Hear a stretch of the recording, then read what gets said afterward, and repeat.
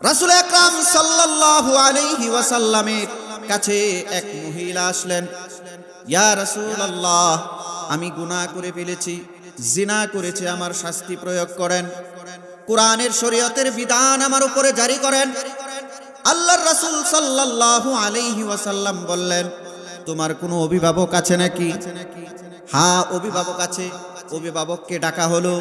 আল্লাহর রাসূল সাল্লাল্লাহু আলাইহি ওয়াসাল্লাম বললেন, এই মহিলা যতদিন পর্যন্ত বাচ্চা ভূমিষ্ঠ করবে না, ততদিন পর্যন্ত এই মহিলার সাথে তোমরা সৎ আচরণ করবা, ভালো আচরণ করবা, তাকে অবজ্ঞা করবা না, বরং তাকে সুন্দর সু আচরণের মাধ্যমে জীবন যাপন করাইবা।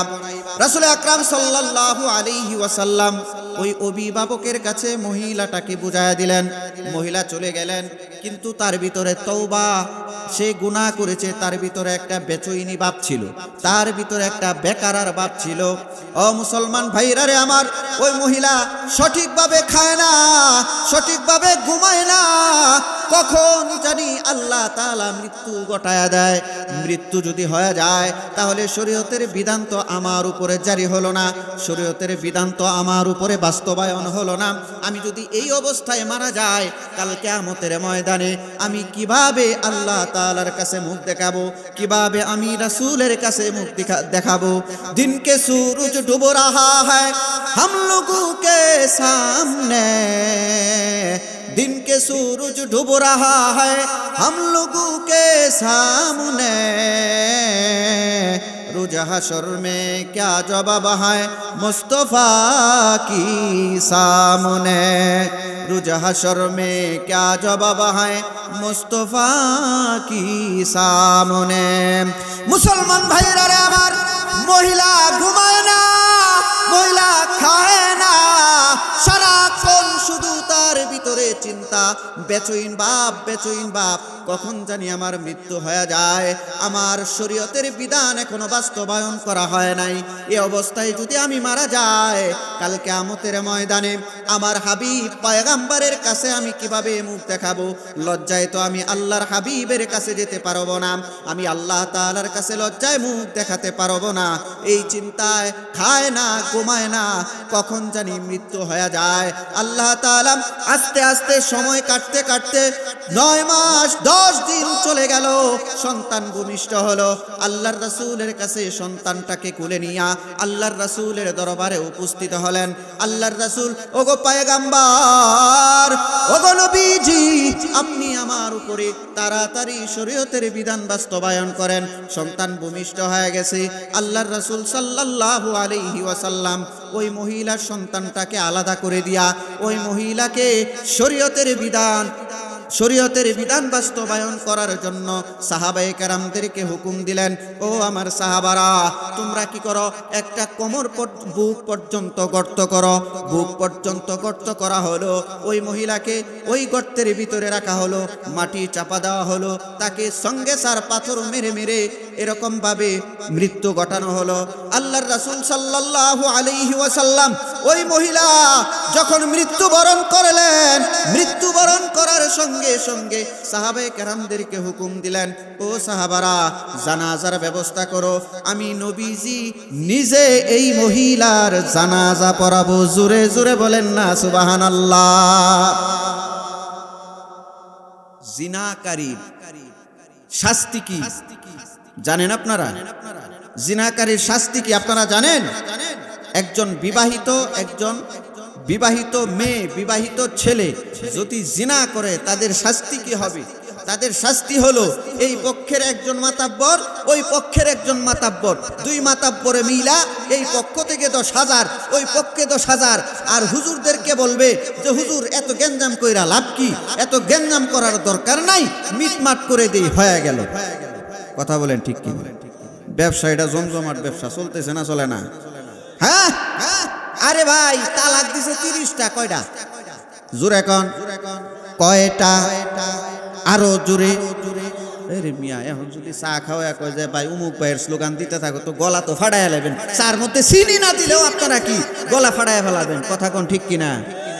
নিজের খাইয়া পরে চিনি ছাড়া চা খাইয়া এই যে স্লোগান দিতেছেন, এই স্লোগানের ভাই জাহান্নাম ছাড়া কোনো গতি নাই। জাহান্নাম ছাড়া কি নাই? কোনো গতি নাই। তালাক দিছে কয়টা? 30টা তালাক দিছে। একবার এক নিঃশ্বাসে রাগে মাথা ঠিক থাকে না, রাগে 30টা মেরে দিছে। হুজুরে জিগাইতেছে ব্যাপারটা কি? নোয়া খাইলে জিগাইতেছে কি কাম করছো? কই যে হুজুর দিছি। কয়টা দিছ? কই একদমে যেইটি পারছি এইটি দিছি, একদমে যেইটি পারছি এইটি দিছি। তারপরে কয়টা দিছ? হুজুর 30টার কম হইতো না, গণি টুনি নাই তো, 30টার কম হইতো না। আচ্ছা 30টা তালাক দিলে তালাক পড়বে কয়টা? তালাক কিন্তু 3টাই পড়বে, বাকিগুলা ফাও। আজকে যেহেতু পাইছি বাও দিয়া দেই ফাও, বাস। এখন দেখবেন এই 3 তালাক দিলে বিবাহের ঘটনাটা কি ঘটে, এর মাসআলা কি? মাসআলা হলো হিলা, এছাড়া বিকল্প কোনো পথ থাকে না। এখন দেখবেন কিছু হুজুর আছে, এরকম এলাকার মুরব্বীরা আছে, মায় মাতাব্বররা আছে, তো হুজুর আসেন রাত্রে 3টা বাজে বিয়া পড়ায় দিই। কে? বিবাহ পবিত্র জিনিস, 3টা বাজে পড়াইতে হবে কেন? পবিত্র জিনিস, সবাইকে সাথে নিয়ে একসাথে পড়াই না। না হুজুর গ্যাঞ্জাম আছে। কিসের গ্যাঞ্জাম? ঝামেলা আছে, এটা তবাতিল্লা পড়াইয়া দেন। তো মানে সমস্যাটা কি? বলে যে তালাক তো অনেকগুলা দিছে, এখন তো এটা মানে তবাতিল্লা পড়াইয়া দেন। বলেন তো দেখি, তবাতিল্লা পড়াইয়া দিলে কি হবে? হবে? হবে না। এটার বিকল্প কোনো পথ নাই, এটার বিকল্প কোনো পথ নাই। এরকম মাসআলা চলতেছে বর্তমানে। এখন বলেন জিনাকারী যদি বিবাহিত হয় তার বিচার হলো একটা, আর যদি জিনাকারী অবিবাহিত হয় তার বিচার হলো আরেকটা। অর্থাৎ অবিবাহিত হলে তাকে 100টা বেতের আঘাত করতে হবে, আর যদি বিবাহিত হয় তাহলে তাকে সঙ্গে সার করতে হবে। এটা হলো শরীয়তের বিধান। এটা হলো কিসের বিধান? শরীয়তের বিধান। আপনারা বুঝতেছেন? বুঝতেছেন তো? একটু মাসআলা আলোচনা করি। অসুস্থ মানুষ এত, আলহামদুলিল্লাহ আমাদের বশিরউদ্দিন বিপ্লবী সাহেব উকিল কণ্ঠের অধিকারী, উনি আসছেন।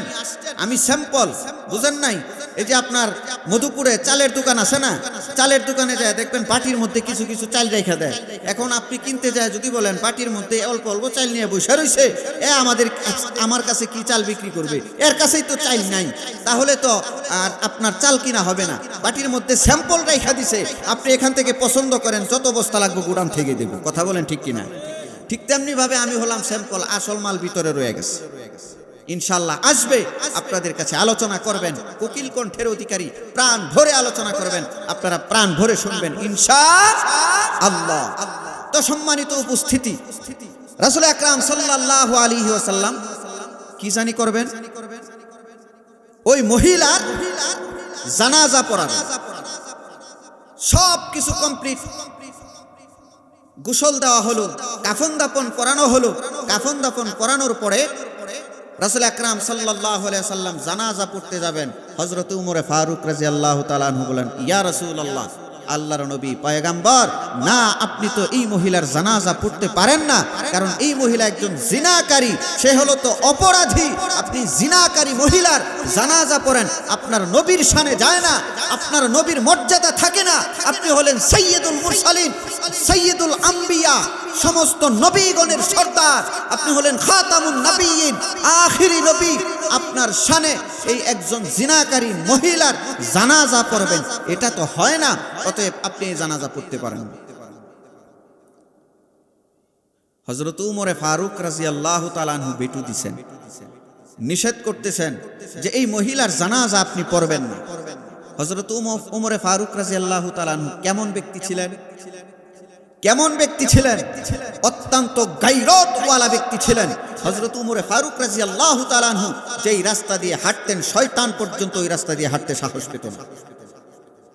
শয়তান পর্যন্ত ওই রাস্তা দিয়ে হাঁটতে কি পেত না? সাহস পেত না। হযরত উমর ফারুক রাদিয়াল্লাহু তাআলা আনহু এমন শাসন ব্যবস্থা কায়েম করেছিলেন, কিয়ামত পর্যন্ত এরকম শাসন ব্যবস্থা কায়েম করে কেউ দেখাতে পারবে না। যতগুলো সিস্টেম সারা বিশ্বের মধ্যে চলতেছে, যতগুলো শাসন ব্যবস্থা, যতগুলো আইন ব্যবস্থা চলতেছে, ওই উমর ফারুক রাদিয়াল্লাহু তাআলা আনহুর ধারা অনুযায়ী চলতেছে।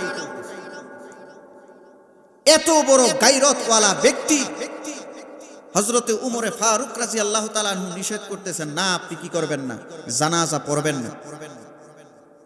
আল্লাহর হাবিব পয়গম্বর উমর ফারুককে বললেন, হে ফারুক, হে উমর, তুমি জানো নাকি এই মহিলার তাওবাকে আমার আল্লাহ তাআলা এমনভাবে কবুল করেছেন, এমনভাবে গ্রহণ করেছেন, এই মহিলার তাওবাকে যদি মদিনার 70 জন সাহাবীকে গুনাহগার ব্যক্তিদেরকে 70 জন ব্যক্তিকে যদি ভাগ করে দেওয়া হয়, এই মহিলার তাওবা 70 জন জাহান্নামী গুনাহগার জান্নাতি হওয়ার জন্য যথেষ্ট হয়ে যাবে। সুবহানাল্লাহ। 70 জন গুনাহগার ব্যক্তি জান্নাতি হওয়ার জন্য যথেষ্ট হয়ে যাবে। কেমন ভাবে আল্লাহ তাআলা তওবাকে কবুল করেছেন, কেমন ভাবে তওবাকে কবুল করেছেন। মুসলমান ভাইরা রে আমার, আত্তাইবু মিনাজ যামবি কামাল্লা যামবালা। বনি ইসরাইল গোত্রের ভিতরে একজন ব্যক্তি ছিলেন, 99টা খুন করছে। কয়টা? আরো জোরে বলেন, কয়টা? 99টা খুন করেছেন। এখন তার ভিতরে অনুতপ্ত আসছে। আমাদের অনেক সময় মনে হয় বহু গুনাহ করলাম, বহু অপরাধ করলাম, এখন আমাদের জন্য তওবা করে ফিরে আসার দরকার, নামাজি হওয়ার দরকার, এরকম ভাবে আমলদার হওয়ার দরকার। তখন আলেমদের কাছে যাই, আলেমরা বলেন চিল্লায় চলে যাও, তাবলিগে চলে যাও, ভালো হওয়ার সহজ পদ্ধতি, সহজ ব্যবস্থা। চিল্লা থেকে আইসা আমরা অনেকেই নামাজি হয়ে যায়। কত মদখুর ভালো হইল, কত সুদখুর ভালো হইল, কত গুনাহগার ভালো হইল, কত অপরাধী ভালো হয়ে গেল। বড় বড় ক্যাডার ছিলেন, বড় বড় সন্ত্রাস ছিলেন, বড় মদারু ছিলেন, বড় মাস্তান ছিলেন। আল্লাহ তাআলা এই তাবলিগের বদলে তাকে নেককার বানায়া দিছে। জোরে বলেন না সুবহানাল্লাহ। মুসলমান ভাইরা রে আমার, 99টা খুন করার পর ওই ব্যক্তির ভিতরে অনুতপ্ত আসছে। সে গুনাহগার, সে অনুতপ্ত হইতেছে। এখন আমার ভালো হওয়ার দরকার, নয়তোবা কিয়ামতের ময়দানে আল্লাহ তাআলার কাছে আমি কি জবাব দিব? জাহান্নামী হওয়া ছাড়া কোনো গতি নাই, জাহান্নামী হওয়া ছাড়া আমার কোনো রাস্তা নাই। সে এই কথা ভাবতে ভাবতে একজন ভালো আলেম খুঁজতেছেন। ইহুদিদের পণ্ডিত সর্বশ্রেষ্ঠ আলেমের কাছে গেলেন, যা বললেন, ওগো তাওরাতের আলেম, ওগো ইহুদি শ্রেষ্ঠ আলেম, আমি তো 99টা খুন করেছি, আমার জন্য তওবার কোনো রাস্তা আছে কিনা? ওই আলেম বলে দিলেন, না না, তুমি গুনাহগার, তোমার জন্য কোনো তওবার রাস্তা খোলা নাই, দূর হও আমার দরবারে থেকে। ওই ব্যক্তি চিন্তা করলেন, 99টা খুন যেহেতু করেছি, 100 পুরা করি। এই আলেমকে খুন করে 100 পুরা করলেন। কয়টা হলো? জোরে বলেন, কয়টা হলো? আপনাদের কি অন্যদিকে মন্টন আছে নাকি? চাটনি সাটিটা পাইছেনি? চাটা খাইবেন না? চা পরে যায় খাইয়েন, এখন আর চাটা খাইয়েন না, একটু আলহামদুলিল্লাহ মনোযোগ দিয়া কথাগুলা শুনে। কয়টা হলো? 100 খুন করলেন। 100 খুন করার পরে তারপরে ওই ব্যক্তির ভিতরে আবারও একটা চিন্তা আসলো, হাইরে 99টা খুন করেছিলাম, তাই তো ভালো ছিল, এখন তো 100 পুরা করলাম, সেঞ্চুরি করলাম, এখন উপায় কি হবে? গুনার রাস্তা তো আরো ভারী করলাম, গুনাহ তো আমি আরো বাড়ায় নিলাম, গুনার রান তো আরো বাড়ায় দিলাম, গুনার সংখ্যা তো বেড়ে গেল। এখন তার ভিতরে বেচুইন ভাব আর যায় না, সে ঘোরাফেরা করে আর তওবার রাস্তা খুঁজতেছে, তওবার রাস্তা খুঁজতেছে। এরকম ভাবে একজন আলেমের কাছে গেলেন, শ্রেষ্ঠ ইহুদি পণ্ডিতের কাছে গেলেন, যা বললেন যে, ওগো আল্লাহর ওলি, বলেন তো দেখি, আমি তো 100 খুন করেছি, আমার জন্য তওবার কোনো দরজা খোলা আছে কিনা? মুসলমান ভাইরা রে আমার, ইহুদি আলেম বললেন, ওরে আল্লাহর বান্দা, আল্লাহর গোলাম, চিন্তার কোনো কারণ নাই, পেরেশানির কোনো কারণ নাই, তুমি চিন্তা করবা না। আল্লাহ তাআলার কাছে যদি তুমি সমুদ্রের ফেনা পরিমাণ গুনাহ নিয়া আল্লাহ তাআলার কাছে হাজির হও। আমার আল্লাহ তাআলা গাফফার, আমার আল্লাহ তাআলা রহমান, আমার আল্লাহ তাআলা রহিম। আল্লাহ তাআলা তোমার যত গুনাহ আছে সমস্ত গুনাহ ক্ষমা করে দিতে পারেন। জোরে বলেন সুবহানাল্লাহ। আল্লাহর ওলি বললেন, ইহুদি পণ্ডিত বললেন, ইহুদি আলেম ওই ব্যক্তিকে বললেন, যাও বাইতুল মুকাদ্দাসের দিকে চলে যাও, সেইখানে কিছু আল্লাহর বান্দা আল্লাহর গোলাম থাকে, ইবাদতের মধ্যে লিপ্ত থাকে, তাদের সাথে তুমি সংযোগ হও। তোমার এলাকার পরিবেশ ভালো না, তোমার এলাকার পরিবেশ ভালো না হওয়ার কারণে তুমি তওবা করতে পারতেছো না, পরিবেশের সাথে যাচ্ছে না। বাইতুল মুকাদ্দাসের দিকে রওনা হয়ে যাও, তাদের কথা শুনবা, তাদের কথা মতো চলবা, তারা যেই পথে চলে সেই পথেই চলবা, তারা যেই পথে চলতে বলে সেই পথেই চলবা। আল্লাহর ওলি রওনা হয়ে গেলেন, আল্লাহর বান্দা রওনা হয়ে গেলেন। রওনা হয়ে যাওয়ার পর পথিমধ্যে মালাকুল মউত আজরাইল হাজির হয়ে গেছে। আজরাইল হাজির হয়ে ওই ব্যক্তির জানটাকে কবজ করে নিয়েছে। জান যখন কবজ হয়ে গেল, জান্নাতি ফেরেশতা ব্যক্তির জন্য হাজির হয়ে গেলেন। জান্নাতি ফেরেশতারা জান্নাতে নিয়ে যাওয়ার জন্য প্রস্তুত। আবার জাহান্নামের ফেরেশতা হাজির হলেন। জাহান্নামী ফেরেশতারা বলতেছে, এটা তো জাহান্নামী, সারা জীবন গুনাহ করেছে, 100টা খুন করেছে, এই অতএব এটা গুনাহগার ব্যক্তি, জাহান্নাম। আমরা জাহান্নামী ফেরেশতা এসেছি, তাকে জাহান্নামে নিয়ে যাব। জান্নাতের ফেরেশতারা বলে, ওরে জাহান্নামের ফেরেশতা, এই ব্যক্তি আল্লাহ তাআলার কাছে তওবা করেছে, অতএব আল্লাহ তাআলা তার তওবা কবুল করে নিয়েছে, আল্লাহ তাআলা তাকে ক্ষমা করে দিয়েছে, তাকে জাহান্নামে নিবি না রে জাহান্নামের ফেরেশতা, এই বান্দাকে জান্নাতে নিয়ে যাইতে চাই। দুই ফেরেশতার মধ্যে অর্থাৎ জান্নাতি এবং জাহান্নামী ফেরেশতার মধ্যে বাকবিতণ্ডা হয়ে গেল। তখন আল্লাহ তাআলার কাছে ফয়সালা চাওয়া হলো। আল্লাহ তাআলা ফয়সালা দিয়া দিলেন, এরে জান্নাতের ফেরেশতা, জাহান্নামের ফেরেশতা, তোমরা যেই ব্যক্তি মারা গিয়েছে ওই ব্যক্তির রাস্তা তোমরা পরিমাপ করো। যদি বাইতুল মুকাদ্দাসের দিকে রাস্তা কম হয়, লোকটা হলো জান্নাতি। যদি তার এলাকা থেকে যেই রাস্তা সে সফর করেছে ওই রাস্তার সংখ্যা যদি বেশি হয়, তাহলে ওই ব্যক্তি জাহান্নামী। মুসলমান ভাইরা রে আমার, দিলের কানটা লাগায় শুনেন, যখন রাস্তা মাপ দিতে শুরু করলেন, ফেরেশতারা রাস্তা মাপতেছে, যখন দেখা যায় ওই ব্যক্তি তার বাড়ির রাস্তাটা বেশি হয়ে যাবে, বাইতুল মুকাদ্দাসের রাস্তাটা বেশি হবে এবং তার বাড়ির রাস্তাটা কম হবে, আল্লাহ তাআলা জমিনকে হুকুম দিয়া দিলেন, হে জমিন, এই বান্দার তওবা আমি কবুল করেছি, বাইতুল মুকাদ্দাসের দিকে রাস্তাটা তাড়াতাড়ি কমায় দে। জমিন সংকুচিত হইয়া বাইতুল মুকাদ্দাসের রাস্তা বাড়ায় দিছে। জোরে বলেন সুবহানাল্লাহ। রাস্তা যখন পরিমাপ করলেন, বাইতুল মুকাদ্দাসের দিকে অগ্রসর হয়েছে বেশি, আল্লাহ তাআলা বান্দাকে ক্ষমা করে দিয়েছেন। এখানে আরো 4টা রওয়ায়াত এখানে আছে, 4টা রওয়ায়াত এখানে আছে। আরেকটা রওয়ায়াত হলো, যখন আজরাইল মৃত্যু ফেরেশতা মালাকুল মউত যখন তাকে জান কবজ করলেন, গড়গড়ানি শুরু হয়ে গেল, তার মনের ভিতরে আসলো যে আমি যখন মৃত্যুবরণ করবই, শেষ মুহূর্ত, শেষ বিন্দু থাকা পর্যন্ত, শেষ নিঃশ্বাস থাকা পর্যন্ত আমি বাইতুল মুকাদ্দাসের দিকে আগাবো। হামাগুড়ি দিয়া যতটুকু রাস্তা আগাইছে, আল্লাহ তাআলা ওই রাস্তার বরকতেই তাকে জান্নাতি বানায় দিয়েছে। সুবহান। মুসলমান ভাইরা রে আমার আল্লাহ তাআলা পবিত্র কোরআনের মধ্যে বলেন, কুল ইয়া ইবাদিয়াল্লাযীনা আসরাফু আলা আনফুসিহিম লা তাকনাতু মির রাহমাতিল্লাহ,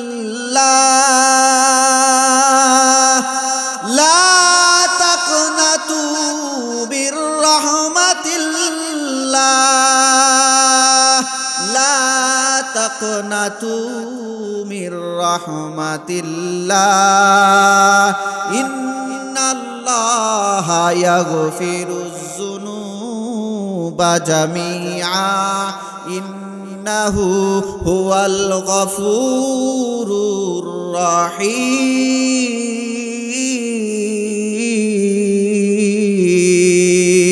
আল্লাহু আকবার। মুসলমান ভাইরা রে আমার আল্লাহ তাআলা পবিত্র কোরআনের মধ্যে বলেন, কুল ইয়া ইবাদিয়াল্লাযী আসরাফু, হে আমার গুনাহগার বান্দারা, লা তাকনাতু মির রাহমাতিল্লাহ, তোমরা নৈরাশ হবা না, নৈরাশ হবা না। আমি আল্লাহ তাআলা সকালেও প্রস্তুত থাকি তোমাকে ক্ষমা করবার জন্য, আমি আল্লাহ তাআলা রাত্রের বেলাও প্রস্তুত থাকি তোমার গুনাহকে ক্ষমা করবার জন্য, আমি আল্লাহ তাআলা সর্ব অবস্থায় আমি প্রস্তুত থাকি তোমার গুনাহকে ক্ষমা করবার জন্য। ওরে বান্দা, তুমি যদি রাত্রের 3টা বাজে ডাক দাও, আমি আল্লাহ তাআলা প্রস্তুত। উদউনি আস্তাজিব লাকুম, আল্লাহ তাআলাকে তোমরা ডাকো, আমার আল্লাহ তাআলা বান্দা যদি মন থেকে অন্তর থেকে আল্লাহ তাআলাকে ডাকে, আমার আল্লাহ তাআলা সঙ্গে সঙ্গে উত্তর দিয়া দেয়। জোরে বলা যাবে কি সুবহানাল্লাহ? মুসলমান ভাইরা রে আমার, রাত্রের 12টা বাজে আল্লাহ তাআলাকে যদি ডাকো, আল্লাহ ওগো আসমান জমিনের মালিক আল্লাহ, আমি তোমাকে ডাকি, আমি গুনাহগার, তুমি তো গাফফার, তুমি আমাকে ক্ষমা করে দাও। আমার আল্লাহ তাআলা তোমার দোয়া ফিরায় দিবেন না। এরে বান্দা, তুমি তো গুনাহ করেছো, আমি আল্লাহ তাআলার পক্ষ থেকে ঘোষণা দিয়া দিলাম, তোমার গুনাহ তো আমি ক্ষমা করলাম, তোমার গুনার জায়গাটা আমি সব দিয়া পরিপূর্ণ করে দিলাম। জোরে বলেন না সুবহানাল্লাহ? মুসলমান ভাইরা রে আমার, আমার আল্লাহ তাআলা ঘুমায় না, আমার আল্লাহ তাআলা নিদ্রা যায় না, আমার আল্লাহ তাআলার তন্দ্রাও হয় না। আমার আল্লাহ তাআলা যদি ঘুমায়, তাহলে বলেন তো দেখি, রাত্রের বেলা যদি আল্লাহ ঘুমায়, আর রাত্রের বেলায় যদি কোনো গুনাহগার বান্দা আল্লাহকে ডাক দেয়, শুনবে কি? আমার আল্লাহ তাআলা ঘুমায় না, বরং 24 ঘন্টা কুদরতি ভাবে আমার আল্লাহ তাআলা আমার আপনার লালন পালন করতেছে। সুবহানাল্লাহ। মুসলমান ভাইরা রে আমার, কে আছো জুলুম করেছো নফসের উপরে, জুলুম করেছো নিজের উপরে, যারা জুলুম করেছো লা তাকনাতু মির রাহমাতিল্লাহ, তোমরা নৈরাশ হবা না, নৈরাশ হবা না। ইন্নাল্লাহা ইয়াগফিরুজ যুনুবা জামিআ, সমস্ত গুনাহগুলা ক্ষমা করনেওয়ালা হলো আল্লাহ। ইন্নাহু হুয়াল গফুরুর রাহিম। আল্লাহু আকবার। মুসলমান ভাইরা রে আমার, সমস্ত গুনাহ ক্ষমাকারী কে? আর একটু আওয়াজ দিয়ে বলেন কে? আমার আল্লাহ তাআলা গুনাহগুলাকে ক্ষমা করে দেয়, আমার আল্লাহ তাআলা ছাড়া আর কেউ ক্ষমা করতে পারে না। আমাকে আপনাকে মানুষ ক্ষমা করতে পারে না। আমার আল্লাহ তাআলা একটা হলো হক্কুল ইবাদ, আর একটা হলো হক্কুল্লাহ। আপনি যদি আত্তাইবুন তওবা করেন হক্কুল্লাহ, আল্লাহ তাআলার হকগুলা আল্লাহ তাআলা ক্ষমা করে দিবেন। আর একটা হলো হক্কুল ইবাদ, আল্লাহ তাআলা বান্দার যদি কোনো হক নষ্ট করে থাকেন, আপনি বান্দার কাছে ক্ষমা চাইতে হবে। বান্দার যদি মাল কেন্দ্রিক, আপনি মাল কেন্দ্রিক তার সম্পদগুলো নষ্ট করে থাকেন, তাহলে সম্পদ দিয়া ক্ষমা চাইতে হবে, বিকল্প কোনো পথ নাই। আপনি যদি তার হক নষ্ট করে থাকেন, হকগুলো আদায় করে দিয়ে আপনার ক্ষমা নিতে হবে। ও মুসলমান ভাইরা রে আমার, আমরা মনে করি মানুষের সম্পদগুলা খাইলাম, আমাকে কেউ দেখে নাই, আমাকে কেউ দেখে নাই, আমাকে কেউ দেখে নাই, মানুষের কাছ থেকে বেঁচে গেলাম। বলেন তো দেখি, আল্লাহ তাআলার কাছ থেকে বাঁচার কোনো উপায় আছে? মুসলমান ভাইরা রে আমার, ইন্নাহু হুয়াল গফুরুর রাহিম। আল্লাহ তাআলা হলো অতি দয়ালু, আল্লাহ তাআলা ও হলো অতি মেহেরবান।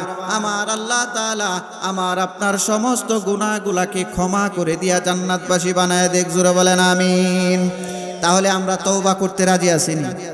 তওবাকারীর জন্য জান্নাত, তওবাকারীর জন্য জান্নাত। কেমন জান্নাত জানেন নাকি? যেই জান্নাত মা লা আইনুন রাআত ওয়ালা উযুনুন সামিআত ওয়ালা খাতারা আলা কলবি বাশার। জান্নাতের মধ্যে এমন নাজ নেয়ামতের ব্যবস্থা আমার আল্লাহ তাআলা করে রেখেছেন, যেই নাজ নেয়ামতের কথা কোনো কর্ণ শুনে নাই, কোনো চক্ষু দেখে নাই, এবং কোনো কলব ধারণাও করে নাই, কোনো কলব ধারণা করে নাই। এমন জান্নাত আমার আপনার জন্য আল্লাহ তাআলা তৈয়ার করে রেখেছেন। মুসলমান ভাইরা রে আমার, জান্নাতের মধ্যে জান্নাতীদের একটা বাজার হবে। কি হবে? জান্নাতীদের বাজার, জুড়ে বলেন কি হবে? জান্নাতীদের বাজার হবে। এই বাজারটা হবে শুক্রবারের দিন। কি বারে? শুক্রবারের দিন। আমরা শুক্রবারে জুমার নামাজ পড়ি কি পড়ি না? এই জান্নাতি বাজার হবে। জান্নাতি বাজারের মধ্যে সমস্ত জান্নাতীরা উপস্থিত থাকবেন। শুধু জান্নাতীরা উপস্থিত থাকবেন এমনটা নয়। আমি আপনি আপনার নবীকে কোনোদিন দেখেছি? কেউ দেখছেন? কেউ যদি নবীকে ঈমানের হালতে স্বপ্নেও দেখে তার জন্য জান্নাত ওয়াজিব। সুবহানাল্লাহ। আল্লাহ তুমি আমাদেরকে স্বপ্নে যুগে হলেও আপনার নবীকে একবার দেখায় দিয়েন। সুবহানাল্লাহ। মুসলমান ভাইরা রে আমার, এই জান্নাতের মধ্যে আল্লাহ তাআলার সমস্ত পয়গাম্বরগুলা উপস্থিত থাকবেন। সুবহানাল্লাহ। সমস্ত পয়গাম্বরগুলা কি থাকবেন? উপস্থিত থাকবেন। এবং সমস্ত পয়গাম্বরের সর্দার হিসাবে আপনার নবীও উপস্থিত থাকবে। মুসলমান ভাইরা রে আমার, সেই জান্নাতের ভিতরে আপনার নবীর সাথে দেখা হবে। মুসা আলাইহিস সালামকে আমরা দেখি নাই, মুসা আলাইহিস সালামের সাথে দেখা হবে। ঈসা আলাইহিস সালামকে আমরা দেখি নাই, ঈসা আলাইহিস সালামের সাথে দেখা হবে। এমনকি আপনার আদি পিতা হযরতে আদম আলাইহিস সালামের সাথেও দেখা হবে। ও মুসলমান, আপনার জাতির পিতা হযরতে ইব্রাহিম আলাইহিস সালাতু ওয়াস সালামের সাথেও দেখা হবে। একটু জোরে বলেন না, আমাদের জাতির পিতা কে? আরো জোরে বলেন, জাতির পিতা কে? কেডা কইল? শেখ মুজিবুর রহমান। কেডা কইল? দেখেন তো, আমাদেরকে 17 বছর গিলাইছে, আরো গিলতে চান? জাতির পিতা, হ্যাঁ, বাঙালি জাতি মানে কি জনক বলা যায়, কিন্তু আমাদের কোন মুসলমানের জাতির পিতা ইব্রাহিম ছাড়া আর কেউ। মুসলমান ভাইরা রে আমার আপনার জাতির পিতা হযরতে ইব্রাহিম আলাইহিস সালাতু ওয়াস সালামের সাথেও দেখা হবে। ও মুসলমান, হযরতে আবু বকর, আমরা আবু বকরকে দেখি নাই, শুধু আলোচনায় শুনেছি। আবু বকরের ঘটনাগুলো কিতাবের মধ্যে শুনেছি, উলামায়ে কেরামের জবান থেকে শুনেছি। কাল কিয়ামতের ময়দানে জান্নাতি বাজারের ভিতরে আল্লাহ তাআলা আবু বকরকেও আমাকে আপনাকে দেখায়া দিবেন। ও মুসলমান ভাইরা রে আমার, ওই জান্নাতি বাজারের ভিতরে আল্লাহ তাআলা হযরতে উমরকেও দেখায়া দিবেন, হযরত আলীকেও দেখায়া দিবেন, হযরতে উসমানকেও দেখায়া দিবেন। আল্লাহর রাসূলের 100 লক্ষ সাহাবী যারা জান্নাতবাসী হবে, আল্লাহ তাআলা সকলকেই সেই জান্নাতি বাজারের ভিতরে দেখা হবে। জোরে বলেন সুবহানাল্লাহ। মুসলমান ভাইরা রে আমার, হযরতে আদম আলাইহিস সালামকে দেখলাম, হযরতে ঈসা আলাইহিস সালামকে দেখলাম, হযরতে মুসাকে দেখলাম, শত শত লক্ষ লক্ষ নবীকে দেখলাম, সাহাবায়ে কেরামকে দেখলাম, আপনার নবীকে দেখলাম। ও মুসলমান, হযরতে ইমাম আবু হানিফা, যার তরিকার উপরে আমরা নামাজ পড়ি, হযরতে ইমাম শাফি, হযরতে ইমাম মালিক,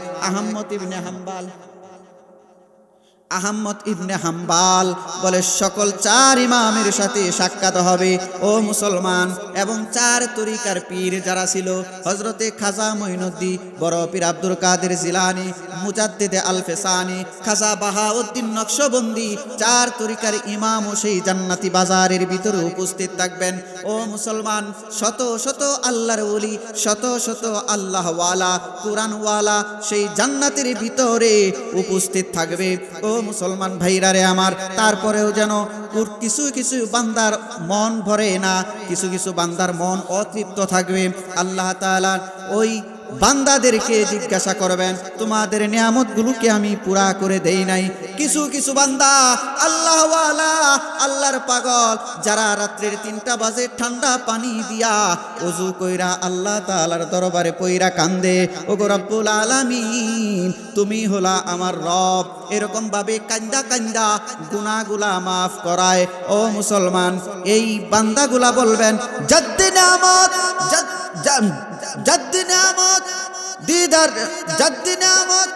दीदार तू सबसे बेहतर नियामते दीदार तू।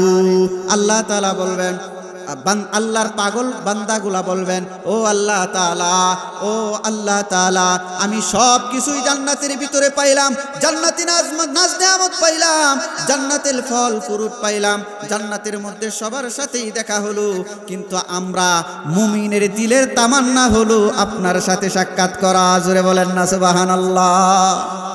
আল্লাহ তাআলা জান্নাতের মধ্যে এই মুমিন বান্দাগুলাকে দেখা দিবেন। জোরে বলেন সুবহানাল্লাহ। তাহলে জান্নাতি হতে চাই কি হতে চাই না? আরো জোরে বলেন, হতে চাই কি চাই না?